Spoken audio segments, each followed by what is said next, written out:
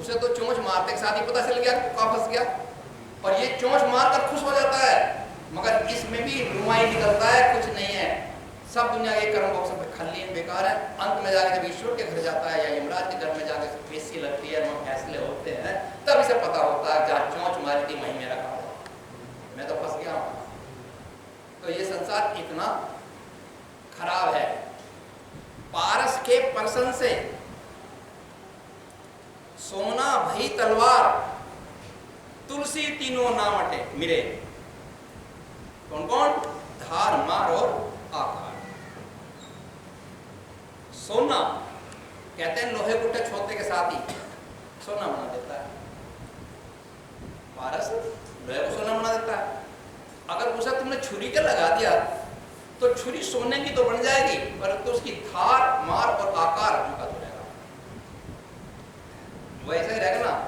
धार भी वैसे सोने की रहेगी और उसका जो है आकार वो झुका तो बना रहेगा, और मारने का बाद जो लोहे की ने काम करा काटने का वो भी कर देगी, कोई फर्क नहीं पड़ा ना।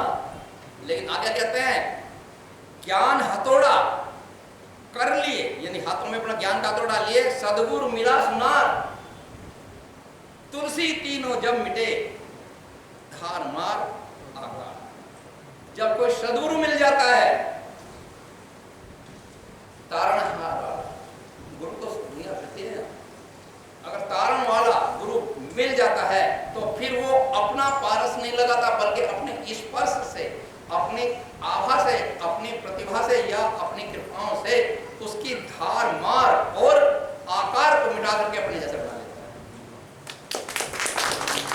उसकी धार भी मिट जाती है, उसकी मार भी मिट जाती है, उसका आकार भी मिट जाता है। तो इसलिए कहते हैं पारस से भी बढ़कर सदगुरु की कृपा है ना। वो लकड़ी को ढूंढ नहीं सोना बना सकती, कौन? पारस सोने लोहे को ही ढूंढती फिरती है कि लोहा मिल जाए, क्योंकि गुणों से वो भी तो पारस में तो गुण है ना, और गुण गुणों को ढूंढता है, गुणा गुण से वर्तते, गुण ही गुण में बढ़ते जाते हैं, तो वो लोहा ढूंढती फिरती है मेरे जैसा हो जा तो मैं सोना बना लूं। लेकिन सदगुरु वो ये चीज नहीं ढूंढता, वो तो शरणागत को देखता है, बस शरण मेरी शरण है, तो उसकी तीनों धार, मार और आकार सबके सब मिटा देता है ना। और इस माया से ऐसा कोई नहीं जो बचे, परंतु संसार चलना माया के अधीन है, संसार चलेगा माया के अधीन, क्योंकि यदि माया नहीं होगी तो संसार भी नहीं चलेगा। इसलिए परमात्मा ने तमोगुण रजोगुण के बजाय सतोगुण भी इसमें डाल दिया, और अपने तमोगुण में, रजोगुण में भक्ति नहीं भरी राम ने, सतोगुण में भक्ति भर दी है। जो सतोगुण पर चलेगा उसे ब्रह्म की भक्ति, प्रभु की भक्ति मिल जाए, और रजोगुण तमोगुण वालों को भक्ति नहीं मिलती, जो उसमें वो भरी ही नहीं, उसमें तो वो भरी नहीं है। एक बार सुदामा जी द्वारका पहुंच गए, और द्वारका जाकर के भगवान श्री कृष्ण के आगे बैठ गए। दोनों भाई क्लास फेलो थे, एक कक्षा पढ़ने वाले, बड़ा आदर भाव सत्कार करा, कई दिन रहे। हालांकि उन्होंने उनका महल भी अपने जैसा ही बनवा लिया था, बहुत सुंदर महल बनवा दिया था उन्होंने, पूरे ठाट बाट कर दिए थे पोरबंदर के अंदर। फिर भी मिलने में तो मन करता ही था। अब वो मिलने के लिए आए जब वहाँ, तो उन्हें बातचीत कर रहे थे कई दिन रहने के बाद में, कह लगे श्री कृष्ण जी से, कान्हा मैं एक बात पूछनी चाहूँ। उन्होंने कहा पूछ। ये माया कैसी होती है? तुम अपने सारे काम माया से करते हो, माया से ही तो उसे टांगे लो जो आप तक शादी कर काटता है, और माया से ही चाहो तो इतने लंबे छोटे हो जाओ, और माया से तुम धनुष मंगा लो, और तुम्हारे पास कहीं कुछ नहीं होता, युद्ध में जब जाओ लड़ने नहीं आते जाओ, और वहां सब चीजें तारे पे। ये मेरी माया है, ये मैं काम माया से लेता हूँ। क्या लगे हो तो प्रभु मुझे ये बता दो, ये माया कैसी है, मैं ऐसा देखनी चाहूँ। क्या लगे भाई इस माया के चक्कर में मत पड़े, इस माया के चक्कर में तो बड़े बड़े वेदाचारी भी, बड़े बड़े ऋषि मुनि तपस्वी भी बहक गए। देवता, गंधर्व, पितृ लोकों के निवासी, यानी जो ब्रह्म में लीन भी होने की तैयारी में वहां जा चुके को पहुंच चुके हैं, वो भी उनको भटका देती है माया। तो माया की बात छोड़ दे। लोग नहीं प्रभु जब ऐसी बात है तो ये तो पूछने लायक है, नुका पूछे ही पूछने से काम चल जा तो फिर सुनाई सुनाऊं या देखना चाहे नुका देखने को भी मिल जाए कहाँ देखने को भी मिल जाएगी। कह लगे तो बस दिखाई दो, कह लगे देख अभी समय नहीं आया, कुछ दिन समय आने दे फिर मैं तुझे दिखाऊंगा कि माया मेरी कैसी है। नुका मुझे सोच ही तो पड़ रहा, इतना बड़ा युद्ध कर लिया, हथियार हाथ में उठाया, सारा सारा झांक दिया, सारा नष्ट कर दिया। यो मेरी माया काम कर रही थी। नुका उसी को तो देखना चाहता हूँ, नुका वो दिखाई नहीं देती। मेरी माया का शरीर नहीं है, वो निराकार है। अच्छा तो मैं तो उसे ही देखूंगा, नुका तो मौका आने दे दिखाऊंगा। अब कुछ दिनों बाद बात आई गई होगी, टल गई, वो भी अपने घर को चला गया। कुछ दिनों बाद में फिर मन में आई भाई मैं अपने भगवान से मिल रहा हूँ, मित्र तो थे ही लेकिन वो ईश्वर रूप भी मानते थे। कह ले भैया एक बात पूछो। हाँ वो आए, बड़ी खतर तवज्जो हुई, श्री कृष्ण जी को बात याद थी माया वाली, उसके तो याद नहीं रही, वो तो भूल भाल गया। कह लगे अरे सुदामा आ चल नहा पाएंगे, गोमती नदी बह रही है जो समुद्र में से निकल रही है और उसमें नहा पाएंगे। सवेरे सवेरे दोनों भैया एक जगह स्नान करेंगे, नहीं तो राजमहल में पूरी तैयारी सब चीज थी। तो चलो, अब वो दोनों भैया सब चले गए वहाँ। अब जब वहाँ गए तो उन्होंने गोता लगा दिया, उसमें दोनों कूद के कायम है जल के अंदर। अब जब गोता लगा दिया तो अब आपको बताऊं, वहाँ पानी चढ़ता है तो चढ़ता ही है। एक बार मैं भी लग गया था सगर किनारे में बहने के लिए। मैं जब गया जब तो जितना पानी था, और जब मैं लौटा वापस आया तो मेरी नाक गर्दन नीचे तक भी आ गया पानी, और फिर ऊपर को तेजी से आरा बढ़ा हुआ तो घबराया। तो वहाँ जल जो चढ़ा तो श्री कृष्ण जी तो निकल के बाहर आ गए, वो रह गया मैं। और जब वो वहीं रह गया, अब श्री कृष्ण जी जो है बार बार दिखावे के लिए, दिखावा वो भी कर लेते थे, बार बार हाथ सा पकड़ा, जब हाथ नजदीक को हो जाता मुँह कर ले वो फिर जल्दी बचा जल्दी हाथ कर, वो भी अपना हाथ कराने, और जब नजदीक से हाथ आ जाए भी कर ले मतलब पकड़ने नहीं दिया हाथ। अब वो उसमें नदी में बह चला। अब बहता रहा तो बहुत दूर निकल गया। अब जब बहुत दूर निकल गया तो इतने में पानी शांत हो गया। जब पानी शांत हो गया, पानी फिर तुम अपना ही रह गया। अब उन्होंने सोचे बाहर आराम से निकल सकूं, बस वो जोता चला गया, बाहर हो गया उससे।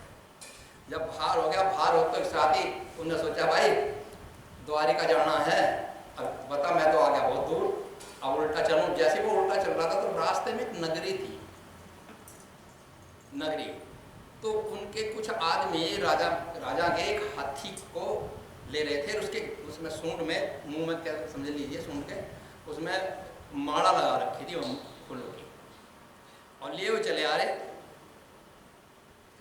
अब वो चले आ रहे, हाथी पर पीछे भैया ढोल ढमक्का सब बजता आ रहा।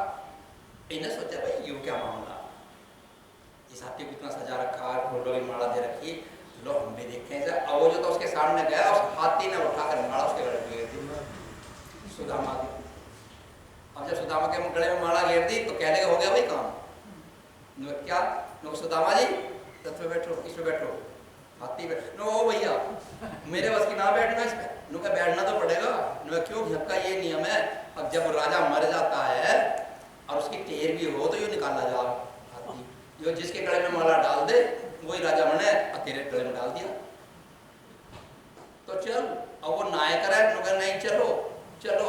अब वो वहां डुबकी में है, करीब वहां डॉक्टर सरेना में हो रहा काम, वो वहां डुबकी में डूबा पड़ा हो तो वहीं अब तो रूह चल रही है, जो कुछ हो रहा वही बही है, वही वहां पहुंच गई। अब वो वहां गए, ले गए और वहां जाके तख्त पे बैठा गया, तिलक कर। काम अच्छा चल रहा कि राजा का घर था। 2 बच्चे पैदा हो गए, एक उद्दंड और एक भगवान का भगत। ऐसा होता है ना। और वो उनको देखते से सुदामा कहने लगा अपने मन में, यार मैं राजा हूं, क्योंकि तुम सुकून में जो भी कुछ हो जाओगे बिल्कुल वैसे हो जाओगे। तुम्हें यो ध्यान नहीं आने का कि मैं पहला ही आदमी हूं। अगर तुम गधे बन जाओ तो सुकून में गधा ही लगेगा कि हाँ मैं गधा ही हूँ, इन्हें नहीं पता चलता कि आदमी था।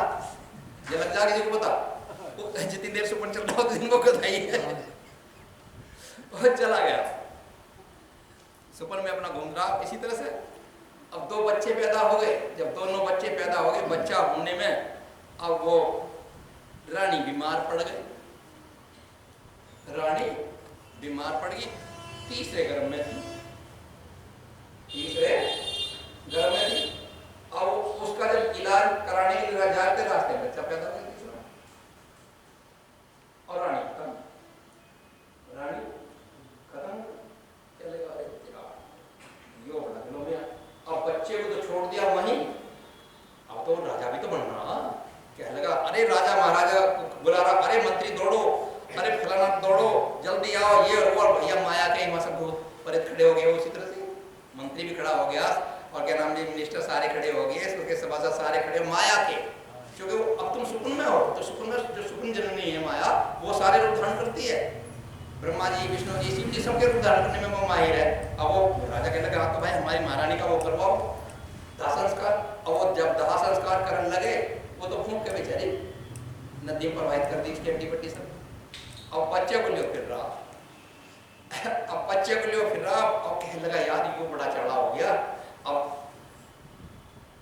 इस बच्चे का को मैं कैसे पालूंगा, जो मेरे बस की पालना नहीं। अब वो कभी जब उसे गले से लगा हुआ तो टट्टी पैसा क्या लगा भाई यहाँ तो कोई भी नहीं थोड़ा। फिर वो सारा इतना संसार आया था ना, तो जो राजा महाराजा दिखाई दे रहे थे आए हुए, तो भाई हमारे महाराज घरवाली मर गई है उनकी, फिर तो अब वो खत्म हो गया। अब वहाँ के लगा के रह गया चक्कर, उसको इतना ज़्यादा पढ़ा तबाह हो गया। फिर आया घर तो उस बच्चे को जाके देखा तो घर वो मर गया। अब फिर रोता फिर है, अब रोता फिरते के साथ ही अब 2 बच्चे और थे, दोनों बच्चे एक आग में जाकर गिर पड़ा, वो मां मर गया। क्या लगा यार यो क्या सा मामला हो गया, यो माया यो क्या चक्कर था, मैं समझ में नहीं आती। पता मैं भला राजा बना, और नगरी वालों से कह रहा अरे भाई इलाज करवाओ, दवाई लाओ। अब दुनिया भरे के वैद्य वहाँ इकट्ठे होने लगे क्योंकि राजा है ना। तो अब वो सब फिर वहाँ राजा बन गया सुकुन में, क्योंकि संकल्प शक्ति सुकुन में जाग जाती है। और इसी संकल्प शक्ति को यदि तुमने अपने ब्रह्मलोक में जाकर के जगा लिया तो तुम जो चाहोगे वो बनोगे।